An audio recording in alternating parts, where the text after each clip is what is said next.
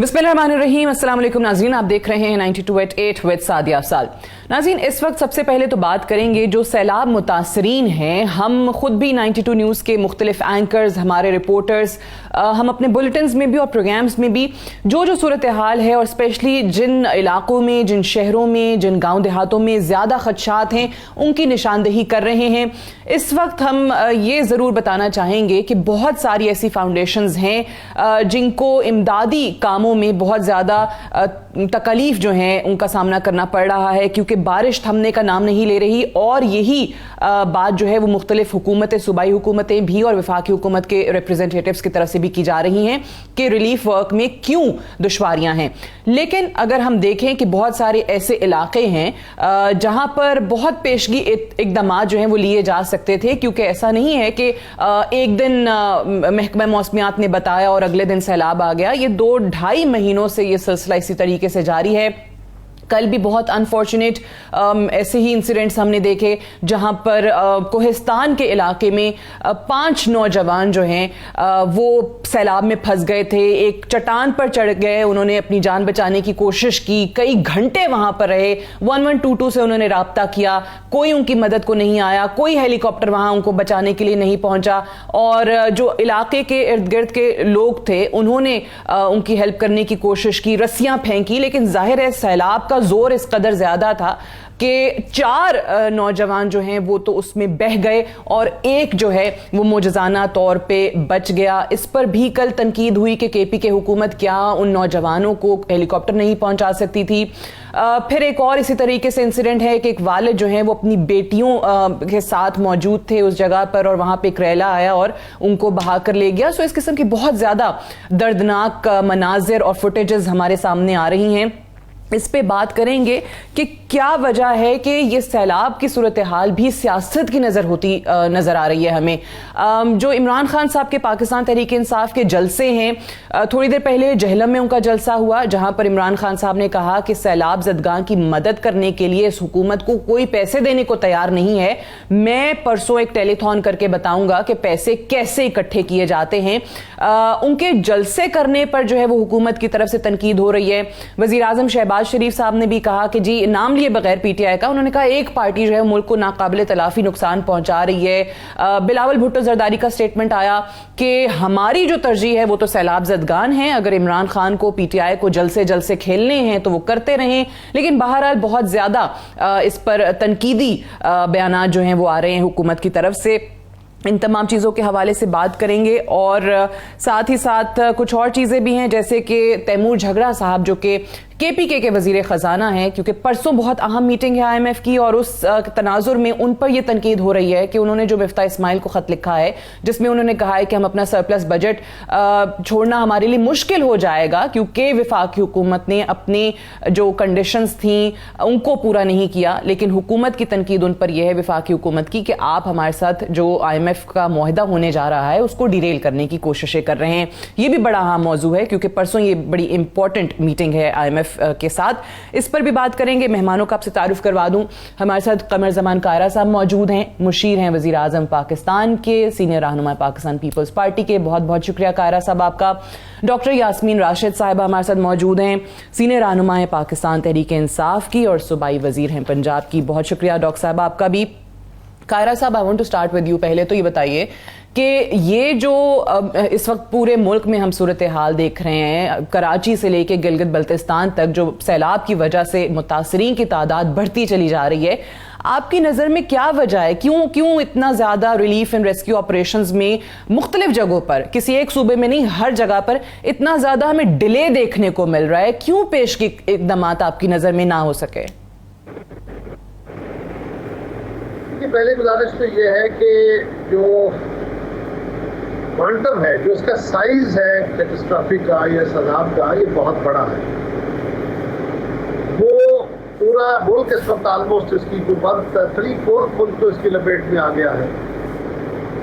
बलूचिस्तान तकरीबन सारा है, सिंध तकरीबन सारा है, और जो आम रूटीन में फ्लड आते रहते हैं, या 2010 में बड़ा फ्लड आया था जी, उसमें भी ये होता है कि दरियाओं के अंदर, नालों के अंदर फ्लड आया, पानी बाहर निकला, और जब वो रेला गुजर गया तो तो पानी वापस रिसीड कर गया, कुछ वेपोरेट हो गया, कुछ जमीन में चला गया, कुछ वापस आ गया, तो जिंदगी हफ्ते 4, 5, 6, 10 दिन में नॉर्मल होने शुरू हो जाती है। इस दफा ये हुआ है कि बहुत बड़े वसी एरिया में, तकरीबन सारे सिंध में, 3/4 सिंध में, तकरीबन इतना ही बलूचिस्तान में पानी गिरा है इस कदर ज्यादा कि कोई हिस्सा, कोई इंच भी उससे नहीं बची, और 1000 मिलीमीटर से ज्यादा बारिश हुई है एवरेज। वैसे तो 1500-1600 हुई है, लेकिन एवरेज एक महीने में 1000 मिलीमीटर तो कभी तारीख में नहीं हुई। लिहाजा उसके नतीजे में बहुत बड़े अजाब का सामना है। दरिया, नाले, नहरें तो बंद हो, तो उबल गई, लेकिन अब तो सारे खेत नहरें बन गई, दरिया बन गए, बस्तियों में पानी आ गया। काम क्या हुआ? फौरी तौर पे जो हुकूमत के इदारे थे वो NDMA है, NDMA फौरी तौर पे मूव किया। प्रोविंशियल डिजास्टर के जो इदारे थे उन्होंने, वो सिंध वाले थे, वो बलूचिस्तान वाले थे, बलूचिस्तान से स्टार्ट हुआ, फिर सिंध हुआ, पंजाब उसके बाद आया, पंजाब ने भी फौरन मूव किया। KP में पहले दिन थोड़ा सा प्रॉब्लम हुआ, उसके बाद इस हफ्ते में खैबर पख्तूनख्वा जो है वो बहुत ज्यादा हिट हो रहा है। तो इसमें डिले उस तरह नहीं है। प्रॉब्लम ये हुआ है कि जब बारिश मुसलसल हो रही हो तो आपके हेली नहीं जा सकते, तो इसलिए दुश्वारी है। बिल्कुल बारिश सही वहाँ पे क्योंकि बारिश हो रही है, और ये बारिश तवील अरसे के लिए, यानी कई दिन हो रही है, और साथ ही साथ आपके रेल के ट्रैक उसमें अंदर मुतासर हो गए हैं, आपकी सड़कें टूट गई हैं, पुल बह गए हैं, रस्लो रसायल मुमकिन नहीं रहा। जमीनी रास्ता कट जाए तो फिर आप हवाई रास्ता इख्तियार करते हैं, और अगर बारिश मुसलसल है तो हवाई रास्ता भी इस्तेमाल नहीं हो सकता। तो इस वक्त जब मैं आपसे बात कर रहा हूँ तो कुमराट के इलाके में आज भी अभी हमारी मीटिंग थी, उसमें भी ये मामला आपने रेज किया कि वहाँ को 15-16 लोग हैं, जिस तरह हम अपने इंट्रो में कह रही थी ना, 4 लोग को हमारे वो भाई शहीद हो गए बेचारे, उनको टाइमली इमदाद नहीं मिल सकी। बिल्कुल वहाँ पे भी इस वक्त कोई 15-16 लोग हैं जो एक टीकरी पे, एक दरिया के पार, एक ऐसा इलाका है जो दोनों तरफ पानी है, और उनको रेस्क्यू करने के लिए जमीनी रास्ता नहीं है सिवाय हेलीकॉप्टर के। अब हेलीकॉप्टर तो हमने अरेंज करके रखा हुआ है, खड़े हैं। सवाल ये है कि ऊपर से बारिश अगर रुकेगी, उनको स्पेस मिलेगी डे टाइम में।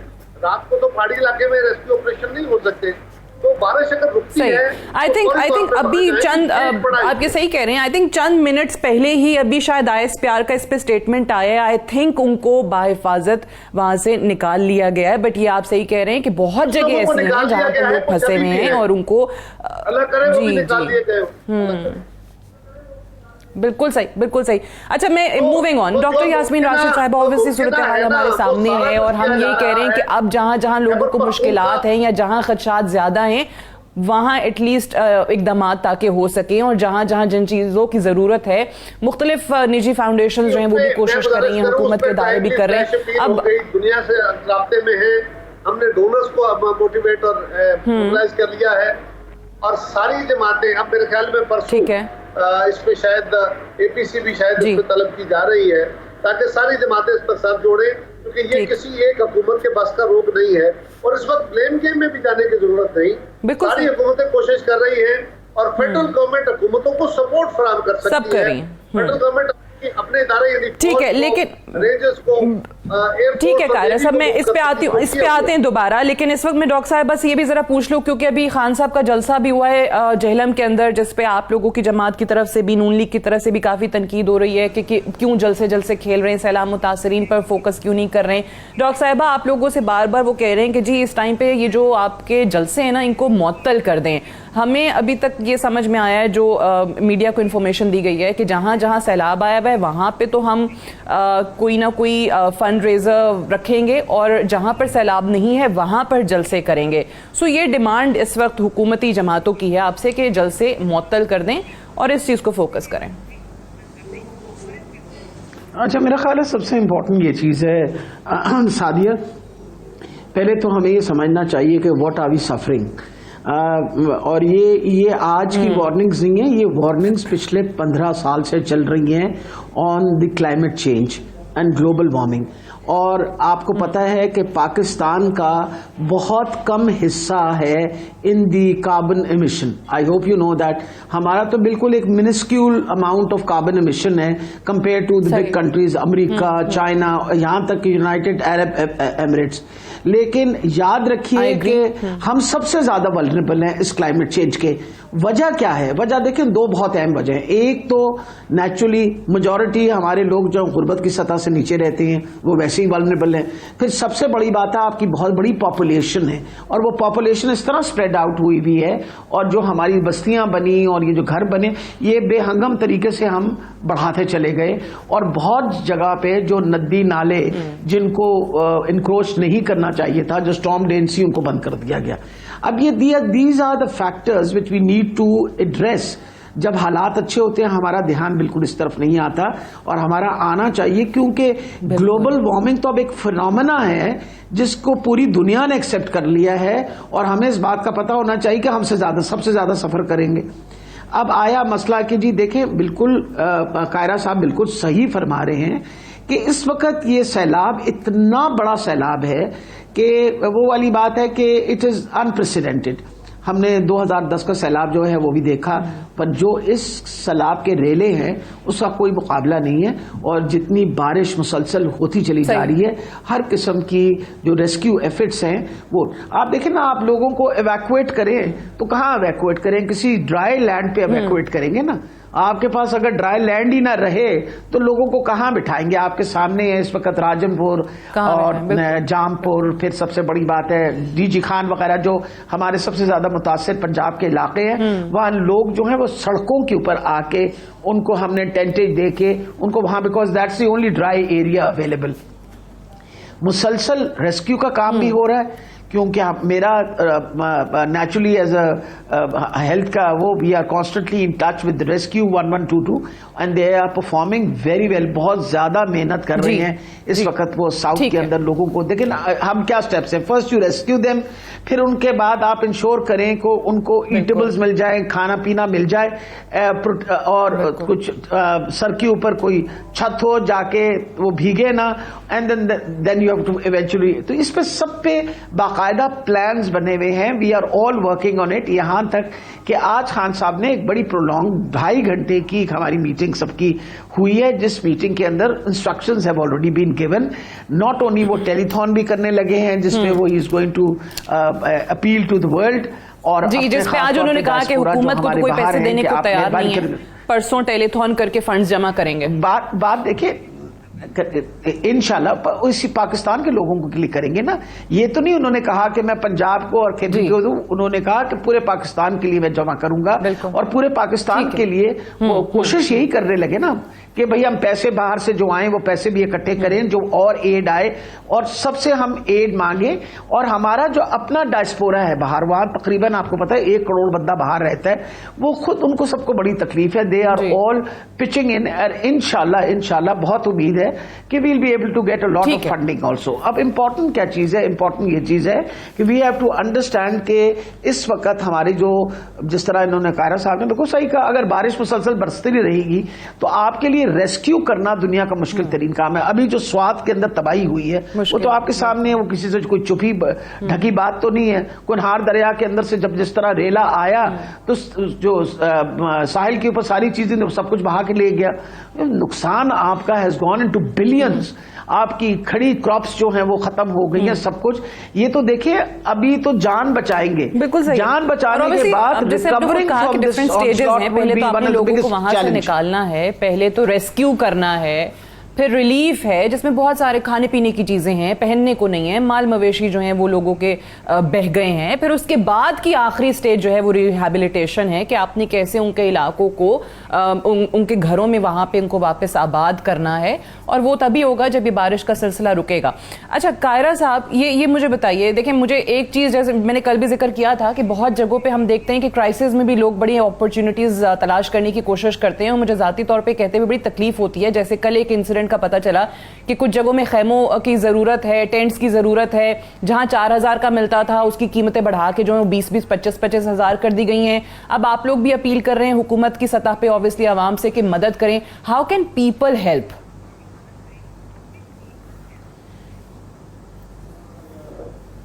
Do you want me to answer? मैं आंसर करूं? जी कायरा साहब जी, एक तो मैं डॉक्टर साहबा की गुफ्तगू को सेकंड करूंगा। डॉक्टर यास्मीन साहबा हमारी बहन है बड़ी, मैं उनकी गुफ्तगू को सेकंड करता हूँ कि पाकिस्तान इस वक्त ग्लोबल वार्मिंग के जो शिकार ममालिक हैं, जो सबसे ज्यादा वनरेबल हैं, उन 5 ममालिक में शामिल है। हालांकि ग्लोबल वार्मिंग में हमारा हिस्सा शायद 2% से भी कम है, इसके आगे पीछे है कहीं। और दुनिया के बड़े ममालिक, और फिर बड़े ममालिक जिनका बड़ा हिस्सा है, वो कोई 500-600 अरब डॉलर का फंड बनाए बैठे हैं, लेकिन जो ममालिक इसका शिकार हो रहे हैं उनकी तरफ वो फौरी तौर पर फंड ट्रांसफर नहीं कर रहे हैं। और ये भी उन्होंने बिल्कुल दुरुस्त कहा कि हमारी पिछले 15-20 साल नहीं, मैं तो कहता हूँ कि शायद 40-50 साल की ही एक सुस्ती है कि हमने अपने न तो प्लेंथ लेवल बनाए हैं, ना वाटर जो चैनल्स है उनको ओपन रखा है, ना हमारी बिल्डिंग प्लान्स को प्रॉपर, अर्बन प्लानिंग प्रॉपर हुई है। इस अरसे में हमने इस्लामाबाद एक नया शहर बसाया था, उस शहर को आप देख लें वो भी चौक हुआ पड़ा। आप उस शहर में रहती है, आप जानती हैं। तो हमारी बड़ी पोर और प्लानिंग के साथ ग्रोथ हुई है और बड़ी बहुत ज्यादा हुई है, जिसकी वजह से बेशुमार प्रॉब्लम्स हैं। और अब कोई नाला, कोई दरिया ऐसा नहीं है जिसके अंदर लोगों ने घर नहीं बनाए हुए, कारोबार नहीं बनाए हुए। आज भी जो पहाड़ी इलाकों के अंदर, वहाँ यकीनन पहाड़ों के अंदर जो दरियाओं के करीब ही घर बनने होते हैं, क्योंकि पहाड़ों की चोटी के ऊपर तो कम बनते हैं, लेकिन अगर आप अपने मैक्सिमम फ्लड लेवल को भी क्रॉस करके नीचे शुरू कर देंगे या होटल बनाएंगे, तो अल्टीमेटली वो कहीं ना कहीं जब इस तरह की सूरत हाल बनेगी ना कहानी, तो प्रॉब्लम हो जाएगा। बट रेस्ट श्योर कि हम अपनी पूरी तवज्जो के साथ, डेवलपमेंट के फंड बंद कर दिए गए हैं, इधर फंड ट्रांसफर हो रहे हैं फौरी तौर पे। पाकिस्तान भर में जितने एरियाज ये फ्लड के इफेक्ट हुए हैं, सूबों ने वो अपने तौर पे कैलेमिटी हिट डिक्लेयर किए हैं, और मरकजी हुकूमत उन एरियाज में सही डेथ कंपनसेशन, इंजरीज की कंपनसेशन वो दे रही है। और हर खानदान को, भले मुतासर हुआ है कि नहीं, हर खानदान को हम ऑफर कर रहे हैं कि हम उनको 25,000 रुपए फौरी तौर पे, एक फौरी इमदादी रकम है, क्योंकि हर घर इसमें मुतासर हुआ पड़ा है। अच्छा। वो अपने कुछ ना कुछ काम कर सके। लेकिन प्रॉब्लम ये है कि लोगों के घर गिर गए। सिंध बलोचिस्तान में कच्चे घर थे, इतनी तवील बारिश के बाद मड हाउसेस सस्टेन ही नहीं करते, वो गिर गए। वो लाखों की तादाद में, इस वक्त कोई करोड़ों की तादाद में लोग हमारे जो है वो बेघर हुए पड़े हैं।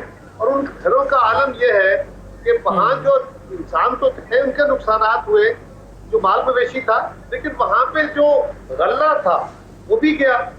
इसी तरह जो फसलों में फसलें उग रही थी वो गई, अगली फसलों की तैयारी थी वो गई। ये बहुत बड़ा खौफनाक सूरत हाल है। बिजली का निजाम डिस्टर्ब हो गया, ग्रिड स्टेशन में पानी चला गया, रोड टूट गए हैं, ब्रिज टूट गए हैं। अब हम कश्तियों के जरिए भी सामान पहुंचा रहे हैं। और जब आज अल्लाह करे वेदर फोरकास्ट यही है कि अब सिंध और बलोचिस्तान में कंपैरेटिवली जो बारिश का सामान है ये कम हो रहा है, लेकिन अभी भी गिलगित बल्तिस्तान में, कश्मीर में, खैबर पख्तूनख्वा में, इन एरियाज में बारिश ज्यादा हो रही है कि अगले दिनों में भी इम्कान है। अल्लाह करे ये कम हो, इसलिए कि आज जो 6.5-7 लाख का या 4-5 लाख का रेला, क्यूसेक का रेला तो दुशहरा से गुजरेगा, वो कल आगे पंजाब की रूट क्रॉस करता हुआ अल्टीमेटली पंजाब के उन इलाकों में जहां ऑलरेडी पानी गिरा है और सिंध के अंदर जाएगा। कि बलोचिस्तान से भी पानी सिंध में आता है, पंजाब से भी पानी सिंध में जाता है, वहां ऑलरेडी गुंजाइश नहीं है। तो वहां तो एक अजीब अजाब है। और हमारे हुकूमतें भी, फिलैंथ्रोपिस्ट भी, सिवा जो हमारी एनजीओ है सारे, हमने फौज को 245 के तहत तलब कर लिया है कि फौज सारे सूबों में पहुंचे। अपने पूरे वसाइल उन्होंने भी, आर्मी चीफ खुद मूव हुए हैं, सारे उन्होंने अपने ऑफिसर्स को मूव किया है।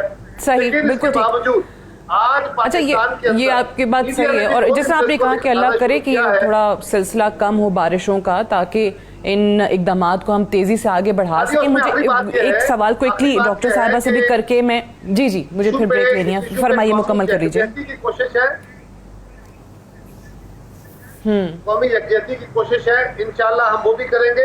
हर जमात को इंडिविजुअली भी करना चाहिए, इसमें भी कोई हर्ज नहीं, जरूर करें। लेकिन अगर हम दुनिया को एक कलेक्टिव अपील कर पाए तो वो ज्यादा अच्छा होगा। लेकिन इवन देन अगर कोई इंडिविजुअल अपील करके अपने तौर पे भी फंड इकट्ठे करके उन लोगों को देते हैं तो बिल्कुल। इसी तरह आज 2005 वाले जल्जले का और 2010 वाले फ्लड का जो जज्बा है वो मीडिया इस सारी मिजरी को दिखाएगा। आज दिखाना शुरू किया है कल से, तो लोगों के अंदर एक मोटिवेशन हो रही है कि यार ये बड़े अजाब की सूरत हाल है। सही, अपने बहनों आप कह रहे हैं कि मीडिया की तरफ से भी थोड़ा इसमें ताखीर की गई। बिल्कुल ठीक है, ओके चलें, बिल्कुल सही है। मैं डॉक्टर साहिबा आपका भी इस पे कमेंट जरा लेके फिर मैं ब्रेक लेती हूँ, क्योंकि ये बड़ा ज़रूरी है। मैं आपसे, क्योंकि आप पंजाब में मौजूद भी हैं, वहाँ पे अगर कोई लोग मदद करना चाहते हैं PDMA से रब्ता करें, अदरवाइज तो प्राइवेट बहुत सारी फाउंडेशंस हैं जो काम करने की कोशिश कर रही हैं। और आप क्या कहेंगी लोगों से कि किस तरीके से मदद करें? कपड़े, खाना, जैसे कायरा साहब ने भी एक बड़ी अच्छी चीज़ मेंशन की कि भाई माल मवेशी जो बच गए हैं उनके लिए उनका चारा वगैरह भी तो नहीं है ना, वो जानवर हैं, उनके तो सारा पूरा डिपेंडेंसी ही उन्हीं पर है। सो किस किस तरीके से लोग मदद कर सकते हैं आपकी नजर में? मेरा ख्याल है जो जहां तक देखिए there are two sources of aid. एक तो है जो हुकूमत PDMA के थ्रू से कर रही है, वो तो करना ही करना है, लेकिन खाली हुकूमत जो है वो सब कुछ नहीं कर सकती, और जो मुखय्यर हजरात हैं और जो NGOs हैं उनको भी काम, उसके सिलसिले के अंदर हम इंशाल्लाह इमरजेंसी एक मीटिंग बुलाने लगे हैं, सारी NGOs को इकट्ठा करने लगे हैं। वजह यह है कि बजाय आप डुप्लीकेशन करें एफर्ट्स की, हमारा ये ख्याल है कि हम ये करेंगे कि जो हमारे मुतस्सिर इलाके हैं वो जो बड़ी NGOs हैं उनको एक इलाका दे दें, एक को दूसरा इलाका दे, एक को तीसरा, ताकि सारी रिस्पॉन्सिबिलिटीज जो हैं वो डिवाइड हो जाएं। उस पर भी हम इंशाल्लाह कल से काम करना शुरू करने लगे, ऑलरेडी बातचीत सबसे करनी शुरू कर दी है। उनको उसका हमने फायदा बहुत देखा था कोविड के दौरानिया में, जब आपको पता है हमने लॉकडाउन किया था, तब हमने राशन जब अंडर पॉवर्टी लाइन बांटे थे, उसमें बहुत मुखय्यर हजरात ने बहुत हमारा हेल्प किया था, और सारी NGOs इकट्ठी होके उन्होंने फिर एरियाज डिवाइड कर लिए थे। और उसका फायदा हो जाता है कि वो एक इलाके की जिम्मेवारी ले लेते हैं और उसी एरिया के न सिर्फ उसका राशन देंगे but they will help in rehabilitating it also.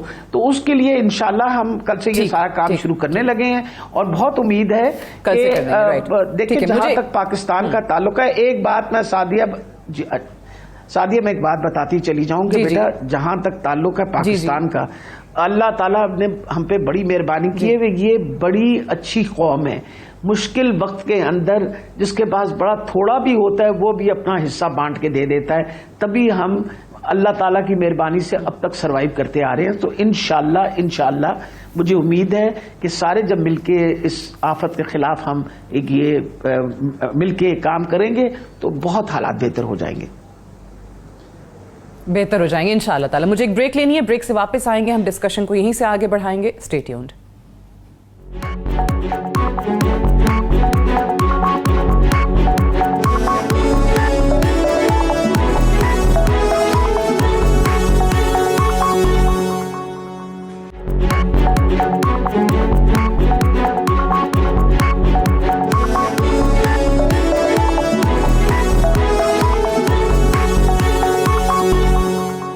Welcome back program में एक बार फिर से खुशामदीद। वजीर खजाना KP के तैमूर झगड़ा साहब ने मिफ्ता इस्माइल साहब को, जो कि वफाकी वजीर खजाना है, उनको एक खत लिखा और उसमें उन्होंने बहुत सारी चीज़ें उनकी निशानदेही की कि वफाकी हुकूमत ने अपने ये वादे जो हैं वो पूरे करने थे, कि हमारे तहफ़्फ़ुज़ात थे जो साबिक फाटा है उसके बजट को लेकर, लेकिन वफाकी हुकूमत ने अभी तक उस ज़मन में कुछ नहीं किया। और अगर नहीं किया जाता और हालिया जो बारिशें हैं, जो सैलाब की तबाहकारियां हैं, उसमें बहुत ज़्यादा हमारा नुकसान हुआ है। अगर उन चीज़ों को सामने रखा जाए तो हमारी सूबाई हुकूमत के लिए सरप्लस बजट को छोड़ना बहुत मुश्किल हो जाएगा। ये जो है वो खुलासा है उनके खत का। लेकिन इस पर तनकीद हुई। वज़ीर ख़जाना मिफ्ता इस्माइल ने प्रेस कॉन्फ्रेंस की और उन्होंने कहा कि IMF के साथ जो हमारे मुआहदे अब बिल्कुल फाइनल होने के करीब हैं, तो लास्ट मिनट पे तैमूर झगड़ा साहब ने या उनकी हुकूमत ने उसको सबोताज करने की कोशिश की है। कायरा साहब, आपको उनकी कौन सी बात से लगता है कि उन्होंने ये प्रोग्राम जो है IMF के साथ उसको डिरेल करने की कोशिश की है? वो तो कह रहे हैं कि वफाकी हुकूमत ने बहुत सारी चीजें दावा किया था, वादा किया था पूरी करने का, वो नहीं कर रहे। सदिया उस पर मिफ्ता साहब ने बड़ी तफसील से बात कर दी। वही रेलिवेंट बंदे हैं, उन्हें पता है कि कौन कौन सा प्रॉमिस था, कैसे हो सकता था। मुझे सारी डिटेल का नहीं पता, लेकिन ये बात बहरहाल दुरुस्त है कि हमारे मुल्क के अंदर वसाइल का प्रॉब्लम हमेशा रहा। जो बजट होते हैं ना, तो बजट में अनाउंसमेंट्स होती है डेवलपमेंट की, बाकी चीजों की, ये अमूमी तौर पे अंदाजे होते हैं, ये डिपेंडेंट होते हैं कि आपने जो रिसोर्सेज जनरेट करने हैं, फंड्स इकट्ठे करने हैं, टैक्स लगा के करने हैं, या जो लोन लेने, अगर आपको सारे वो फंड जो आपने बजट में रखे थे, कर्ज थे या आपका टैक्स था, वो मिल गए तो आप अपने प्लान के मुताबिक चलेंगे। अदरवाइज जो आपका डेवलपमेंट प्लान होता है नेचुरली वो हर्ट होता है। आप तनख्वाहें बंद नहीं कर सकते, आप कर्ज बंद नहीं कर सकते, आप जो सूद देना है वो बंद नहीं कर सकते, आप अपना डिफेंस बंद नहीं कर सकते, आप लोगों के पेंशन बंद नहीं कर सकते। सो अल्टीमेटली जो आपके पास पोर्शन रह जाता है वो डेवलपमेंट का होता है। ये आज की गवर्नमेंट हो या कल की गवर्नमेंट हो, जो भी थी उनके साथ यही था। जहां तक फाटा का ताल्लुक है, बिल्कुल फाटा को उस वक्त फंड देने का ऐलान किया गया था क्योंकि उस इलाके का जो डेप्रिवेशन थी, जो बाकी पाकिस्तान से वो पीछे था, उसको पुल करने के लिए अब वो पैसे खान साहब के तौर पे भी शायद पूरी तरह नहीं दिए जा सके। उनकी अपनी गवर्नमेंट थी झगड़ा साहब की, वो भी उस वक्त भी आपके पास फाइनेंशियल क्रंच था, यानी इतना रिसोर्स अवेलेबल नहीं था। आज उससे बुरे हालात हैं।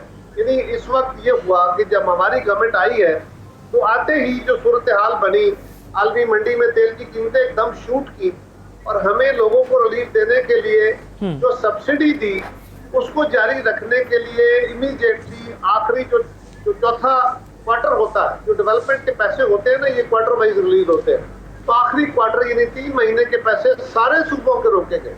गिलगित बल्तिस्तान और कश्मीर को थोड़े दिए गए, लेकिन बाकी सूबों के रोक दिए गए इसलिए कि वसाइल थे नहीं। और आज फिर या जो इस वक्त अजाब आया है, इस अजाब के नतीजे में पाकिस्तान को सैकड़ों हजारों अरब रुपए की जरूरत है।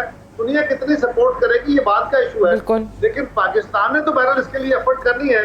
तो आपके डेवलपमेंट के पैसे वो सूबों के हो, मरकज के हो, नेचुरली सबकी तवज्जो इस तरफ जाएगी। तो ये एक मजबूरी थी, इसके लिए उनको मिल बैठना चाहिए था।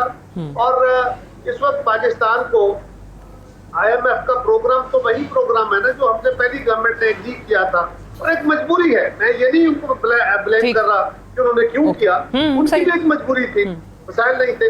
तो आज हम उस प्रोग्राम को रिवाइव करा रहे हैं, और अगर वो प्रोग्राम रिवाइव नहीं होता तो उसका सबसे बड़ा नुकसान तो खुद पाकिस्तान को होगा, और उस पाकिस्तान के होने वाले नुकसान को उस पे मिफ्ता साहब ने कहा, और मेरी भी दानिश में ये जरूरी नहीं था।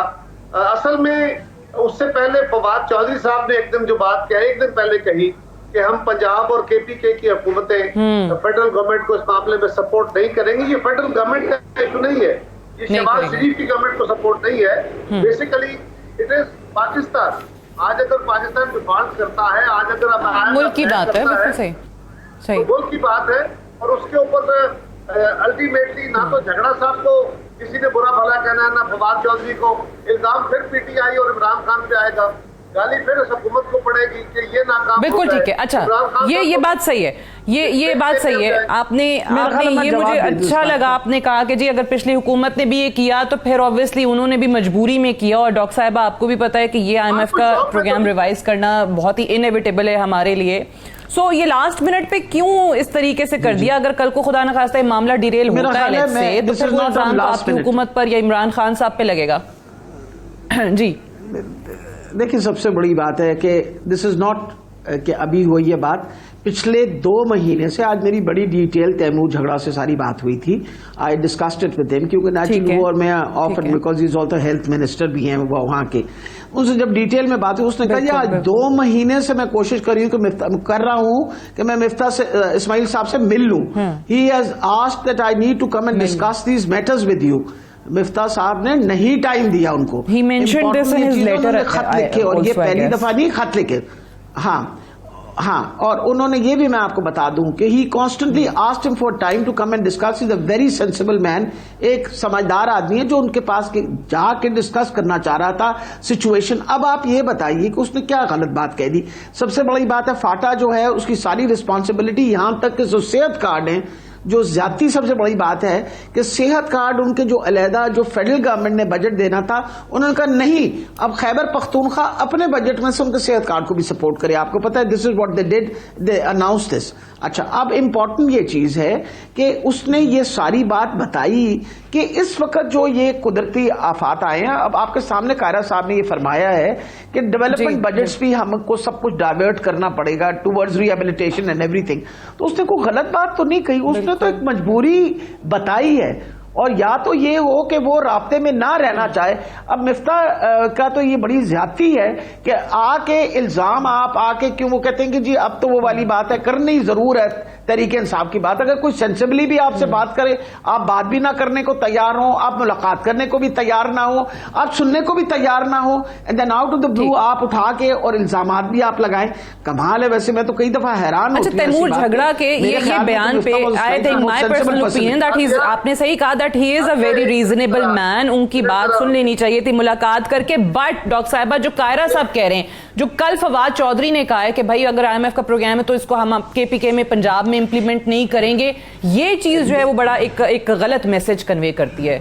मेरा ख्याल है सबसे बड़ी बात है, एक सेकंड, एक तो अपना फवाद चौधरी साहब ने जो भी कहा उन्होंने अपने को जरूर ओपिनियन दिया होगा। मैं at the moment I am talking about the finance secretary, finance minister of Khyber Pakhtunkhwa, उसने तो ये कोई ऐसी बात नहीं कही ना, उसने तो ये बात नहीं की and he is the man who is responsible for it. उसने अपनी रिस्पॉन्सिबिलिटी का पूरा इजहार किया, उसने पूरा बताया। मेरी उससे डिटेल बात हुई, उसने कहा डॉक्टर साहब आप सोच नहीं सकती, 2 महीने से मैं कोशिश कर रहा हूं कि मेरे से मुलाकात कर ले, बात कर ले। They were not ready to talk with us, which is so unfair. Because देखिए ना, आप अगर वफाक जो है वो खुद आपके साथ कोऑर्डिनेट और कोऑपरेट करने की ना कोशिश करे, और फिर सबसे बड़ी बात है, ये बात तो कायरा साहब भी एक्नॉलेज कर रहे हैं ना कि FATA is extremely sensitive about it.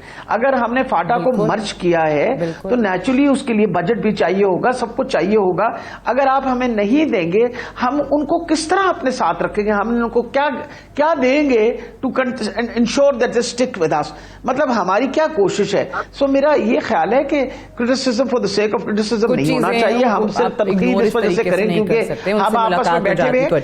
हाँ, लेकिन एक और बात मैं जरूर कायरा साहब से कहना चाहूंगी, रिस्पॉन्ड करना चाह रहे हैं तो कर दीजिए, फिर ब्रेक लेनी है मुझे। जी जी फरमाइए। नहीं, एक पहले नहीं, मैं एक बात कहना चाह रही हूँ कि जब कोविड आया था तो IMF से खान साहब ने खुद पर्सनली कहा था कि आप एक डिस्पेंसेशन करें क्योंकि हमारे ऊपर एक आफत आई हुई है, एक पेंडेमिक है, and we manage to get that dispensation from क्या कहते हैं IMF। इस वक्त IMF को नहीं पता, नजर नहीं आ रहा कि हालात क्या हो रहे हैं पाकिस्तान के, मतलब do you think they are going to, अब जो इस वक्त सिचुएशन डेवलप हो गई है, ये किसी की प्रेडिक्शन थी? Nobody had predicted it. They are at the moment, they should be asking for dispensation because of the abnormal circumstances जो इस वक्त सिचुएशन इमरजेंसी की डेवलप हुई है, उस पर इनको बात करनी चाहिए उनसे। राइट जी कायरा साहब, राइट क्विकली रिस्पॉन्ड कर दीजिए, then I have to go for a break. Emergency की सूरत हाल को सामने रख के दुरुस्त तो मारी है, ऐसा ही होगा इंशाल्लाह। और यही कहा मिफ्ता साहब ने कि इंशाल्लाह हम मंडे को होपफुली थ्रू हो जाएंगे। लेकिन सवाल खत लिखने का नहीं है, उनका हक है। मरकज के पास अगर पैसे नहीं है, पैसे डाइवर्ट हुए हैं और उधर पैसे उतने नहीं जा रहे, तो उसके लिए बड़े मौके थे। 4 दिन बाद भी खत लिखा जा सकता था, 2 हफ्ते पहले भी लिखा जा सकता था। जहां तक ताल्लुक मुलाकात का है, मुझे नहीं पता, मैं ये नहीं कह रहा कि डॉक्टर साहब आप दुरुस्त नहीं कह रही, मैं बिल्कुल सोच भी नहीं सकता ऐसा। तैमूर झगड़ा साहब अगर रब्ता करते रहे, मैं डॉक्टर साहब को ये दावे से कह रहा हूँ कि आपकी हुकूमत है कश्मीर में, आपकी हुकूमत है गिलगित बल्तिस्तान में, दोनों हुकूमतों से पूछिए, जब सारे सूबों के डेवलपमेंट बजट पे कट लग गया, इन दोनों का भी कट लग गया। और ये जो छोटे यूनिट्स हैं, इनके पास रिसोर्सेज नहीं होते, दे जस्ट उनके मुझे फोन आने से पहले, मुझे राब्ता करने से पहले मैंने प्राइम मिनिस्टर साहब से बात की, दोनों वज़रा से बात की, एसएस इकबाल साहब जो प्लानिंग के वजीर हैं और मिफ्ता साहब, फिर मैंने इन दोनों अहबाब को बुलाया, यानी प्राइम मिनिस्टर आजाद कश्मीर को बुलाया, उनके साथ उनकी टीम को, और चीफ मिनिस्टर साहब को बुलाया अपनी वजारत में, और उनको बिठा के दोनों वजीरों को सामने बिठाया। उनका पिछले इस साल का जो डेवलपमेंट का बजट था, तो बाकी सब पे कट लगा है, उनको नहीं लगने दिया। उनके रिलीजेस 30 जून की रात को कराए जो पिछले साल के थे। तो मिफ्ता साहब ने बड़ा खुले दिल से उन्हें कहा कि आप तनख्वाहें बढ़ा दीजिए, मैं तनख्वाहों का जो रेज होगा वो पैसा भी मैं दूंगा। हालांकि उसका बेनिफिट पॉलिटिकली PTI को जाना था। लिहाजा मैं सिर्फ, हमारा सवाल ये है कि सूबों का इस्तेकाक है, वो कहती आप हमारा हक में दें, हमारे ये मसाइल हैं वो मसाइल हैं, लेकिन टाइम के ऊपर एतराज। बट आपको टाइमिंग पे एतराज है खत की, आप कह रहे हैं पहले हो जाता या 10 दिन बाद हो जाता। ठीक है कायरा साहब, मुझे ब्रेक से वापस आएंगे, हम डिस्कशन को आगे बढ़ाएंगे। Stay tuned.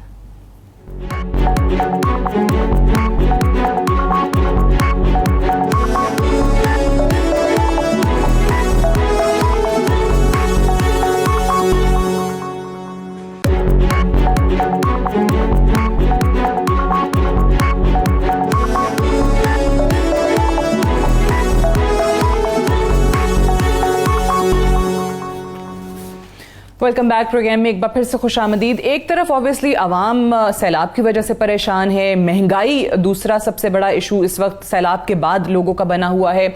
साथ ही साथ जो पॉलिटिकल कशीदगी है मुल्क में वो भी कहीं भी कम होती दिखाई नहीं दे रही। अदालतों में मामलात हैं, गिरफ्तारियां हैं, मुकदमे हैं, तौहीन अदालत के केसेस हैं।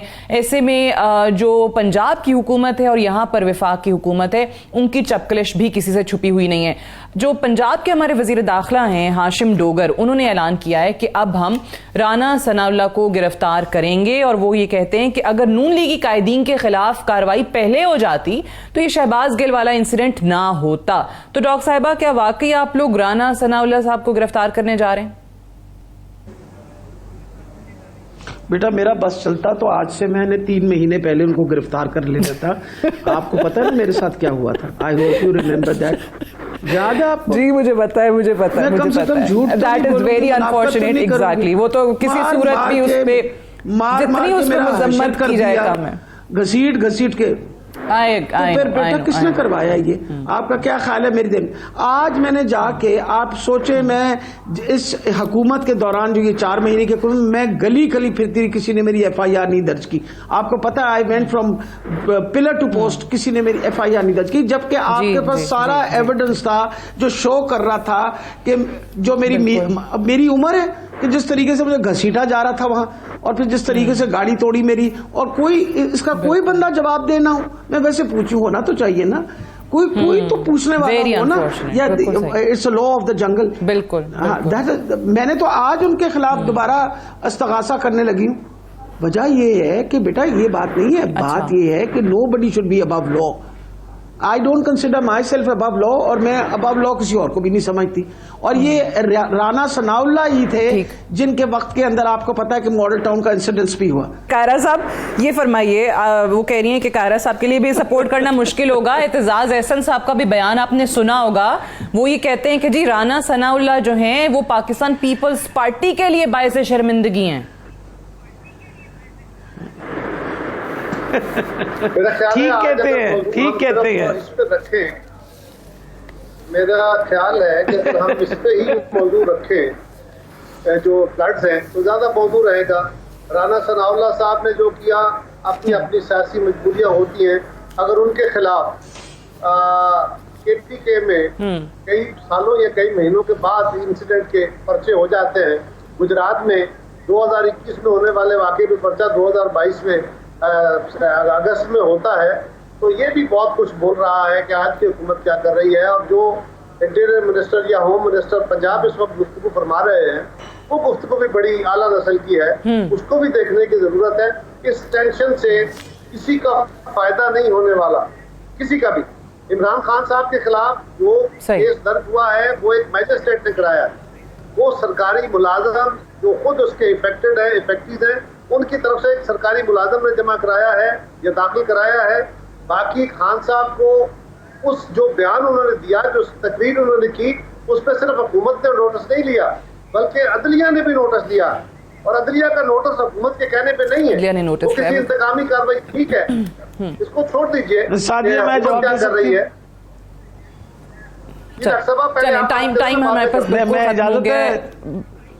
टाइम खत्म हो गया। So sorry, unfortunately I have run out of time. जब मुझे एक जुमला अगर कहना चाह रही हूं डॉक्टर साहब, वन लाइनर कि नोटिस लो जी।